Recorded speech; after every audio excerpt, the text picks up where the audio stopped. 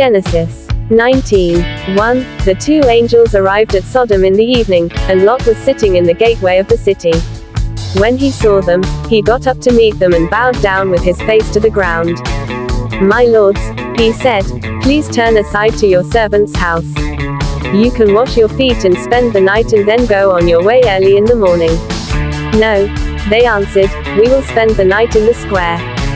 But he insisted so strongly that they did go with him and entered his house.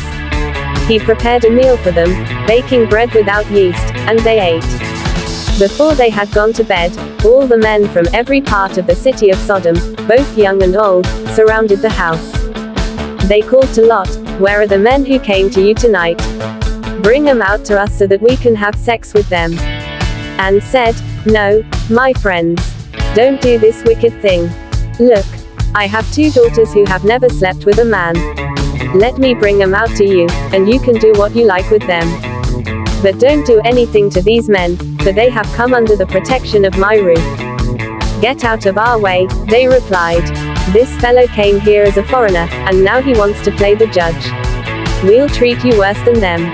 They kept bringing pressure on Lot and moved forward to break down the door. But the men inside reached out and pulled Lot back into the house and shut the door. Then they struck the men who were at the door of the house, young and old, with blindness so that they could not find the door. The two men said to Lot, "Do you have anyone else here, sons-in-law, sons or daughters, or anyone else in the city who belongs to you? Get them out of here. Because we are going to destroy this place. The outcry to the Lord against its people is so great that he has sent us to destroy it." So Lot went out and spoke to his sons-in-law, who were pledged to marry his daughters. He said, "Hurry and get out of this place, because the Lord is about to destroy the city." But his sons-in-law thought he was joking. With the coming of dawn, the angels urged Lot, saying, "Hurry. Take your wife and your two daughters who are here, or you will be swept away when the city is punished." When he hesitated, the men grasped his hand and the hands of his wife and of his two daughters and led them safely out of the city, for the Lord was merciful to them. As soon as they had brought them out, one of them said, "Flee for your lives. Don't look back, and don't stop anywhere in the plain. Flee to the mountains or you will be swept away." But Lot said to them, "No, my lords, please. Your servant has found favor in your eyes, and you have shown great kindness to me in sparing my life. But I can't flee to the mountains. This disaster will overtake me, and I'll die. Look, here is a town near enough to run to, and it is small. Let me flee to it. It is very small, isn't it? Then my life will be spared." He said to him, "Very well, I will grant this request too. I will not overthrow the town you speak of. But flee there quickly, because I cannot do anything until you reach it." That is why the town was called Zoar. By the time Lot reached Zoar, the sun had risen over the land. Then the Lord rained down burning sulfur on Sodom and Gomorrah, from the Lord out of the heavens.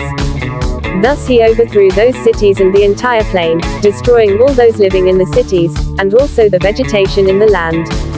But Lot's wife looked back, and she became a pillar of salt. Early the next morning Abraham got up and returned to the place where he had stood before the Lord. He looked down toward Sodom and Gomorrah, toward all the land of the plain, and he saw dense smoke rising from the land, like smoke from a furnace. So when God destroyed the cities of the plain, he remembered Abraham, and he brought Lot out of the catastrophe that overthrew the cities where Lot had lived. Lot and his two daughters left Zoar and settled in the mountains, for he was afraid to stay in Zoar. He and his two daughters lived in a cave. One day the older daughter said to the younger, "Our father is old, and there is no man around here to give us children, as is the custom all over the earth. Let's get our father to drink wine and then sleep with him and preserve our family line through our father." That night they got their father to drink wine, and the older daughter went in and slept with him. He was not aware of it when she lay down or when she got up. The next day the older daughter said to the younger, "Last night I slept with my father.